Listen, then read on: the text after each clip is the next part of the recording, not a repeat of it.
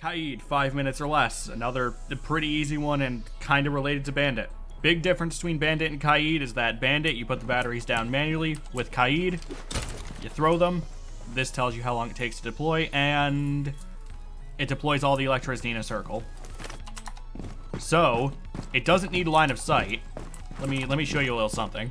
This is one of my personal favorites. If you put a Kaid up here, see the circle? It will go through the wall. So, as long as something is in range of the Electroclaw, it will electrify. My personal favorite trick that I love to do on this map, about there, notice how it gets both walls, even that tiny little bit of the wall there. And on top of that, if you're running barbed wire, it'll electrify the barbed wire here.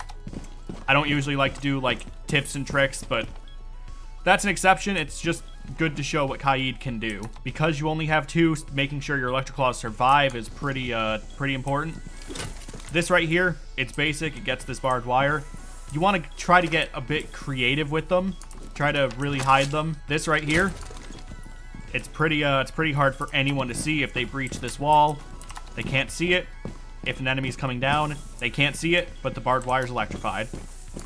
Try to find spots to really hide your Electroclaws, because you only have two. They get destroyed, you're fucked. One of the big things Kaid has over Bandit is that Bandit has to put a battery on top of a hatch, whereas Kaid can deploy on a hatch and electrify it from underneath.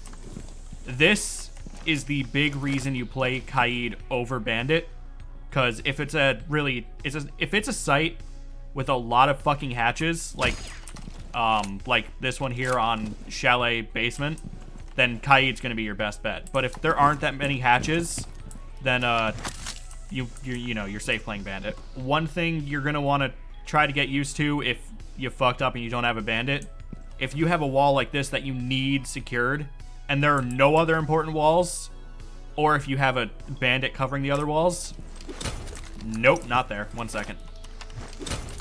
Kaid there, Kaid there. This right here will prevent the sticks from getting impact EMP'd. Because if they hit right here in the middle, they're only probably going to hit one of them. They might hit both, but it has to be like dead on. If they do it down here, they'll disable this Electroclaw, but this one's still getting both walls. If they get it up top, then this one down here is still protecting both walls. So that's not very efficient. It's the reason I prefer Bandit for walls over Kaid. But if you're playing Kaid and you do have to cover one specific wall, that's how you get around impact EMPs. They're still going to try to take them down, but it's a trick. And speaking of tricks, people are going to want to try the Kaid trick. It is more or less not a thing, because look how long this takes to deploy. That's about 3 to 4 seconds. Here's the thing. Thermite is gonna get his thermite off. Ace, you might destroy it before it gets the second hole off. Hibana is probably your best bet. Kaid tricking is, I cannot stress this enough, really fucking hard to do.